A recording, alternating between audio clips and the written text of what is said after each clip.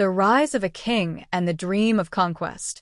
Long before the world knew his name, Alexander was born into a kingdom shaped by ambition, discipline, and war. Macedonia was not considered a great power by the cultured cities of Greece, yet it stood at the edge of transformation. His father, King Philip of Macedon, was a man of iron will who reshaped his army into the most effective fighting force the Greek world had ever seen. Through innovation, ruthless training, and political cunning, Philip united the fractured Greek states under Macedonian leadership. Alexander grew up in a court where politics and violence were inseparable. From early childhood, he was trained to see leadership as destiny rather than choice. His mother, Olympias, filled his mind with legends of heroes and gods, insisting that his bloodline traced back to divine origins. This belief planted a powerful seed within him, convincing him that his life was meant for greatness beyond ordinary kingship. His education was entrusted to Aristotle, one of the greatest minds of the ancient world. Under this guidance, Alexander learned philosophy, science, medicine, and literature.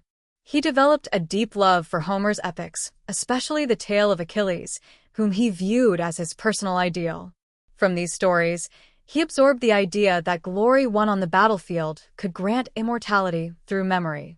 When Philip was assassinated, the Macedonian throne passed suddenly to Alexander. Many believed the young king would struggle to control the kingdom. Instead, he acted with swift and terrifying decisiveness.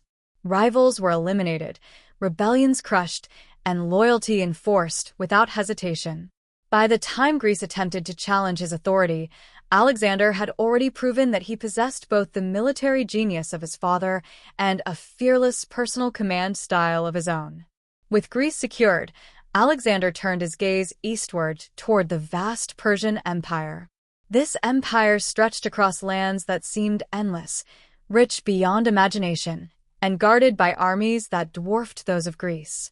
Yet Alexander saw not danger, but destiny. He believed the conquest of Persia was not merely a campaign, but the fulfillment of a historical mission that had waited generations for him. Crossing into Asia, and the first clash.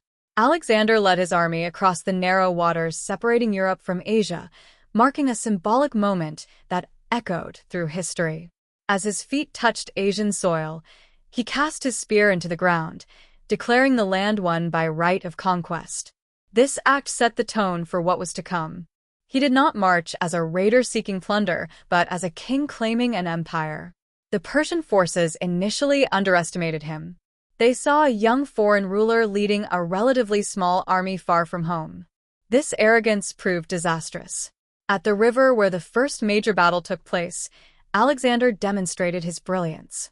He led from the front, charging directly into danger, inspiring his soldiers through personal courage rather than commands from safety.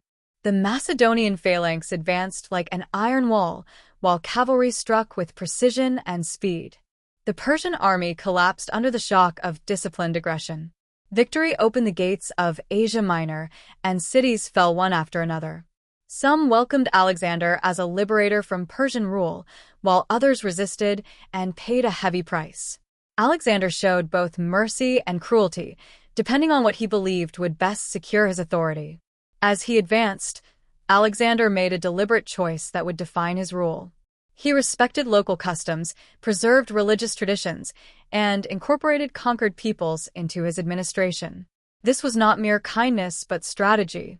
By presenting himself as a legitimate ruler rather than a foreign oppressor, he ensured stability behind his advancing armies. The battle that shook an empire. The Persian king, Darius, finally gathered a massive army to confront the Macedonian threat. The encounter between these two rulers was more than a battle. It was a collision between worlds. On one side stood the ancient empire of Persia, wealthy, vast, and confident in its numbers. On the other stood a compact, disciplined force driven by loyalty to a single charismatic leader. When the armies met, Alexander once again took the most dangerous position.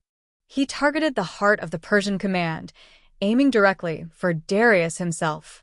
The battle turned not on numbers but on morale and leadership. As Alexander's charge broke through the Persian lines, fear spread rapidly. Darius fled the field, and with his retreat, the Persian army dissolved into chaos. This victory shattered the myth of Persian invincibility. Cities surrendered without resistance, treasuries were opened, and the wealth of the empire began flowing into Macedonian hands. Alexander now controlled lands that had been ruled by Persian kings for generations. Egypt and the birth of a new vision. Marching south, Alexander entered Egypt, a land that had long resented Persian domination. He was welcomed as a savior rather than a conqueror. Egyptian priests crowned him as pharaoh, linking his rule to ancient divine traditions. Here, Alexander embraced a broader vision of kingship, one that blended cultures rather than replacing them. He founded a city on the Mediterranean coast that would bear his name and become one of the greatest centers of learning and trade in history. This city symbolized Alexander's dream of unity between East and West, where Greek thought and Eastern wisdom could exist side by side. In Egypt, Alexander sought spiritual confirmation of his destiny. He journeyed deep into the desert to consult an oracle believed to speak for a god. What was said there remained known only to him, but he emerged with renewed confidence, convinced that his mission was favored by forces beyond human power. Toward the heart of Persia.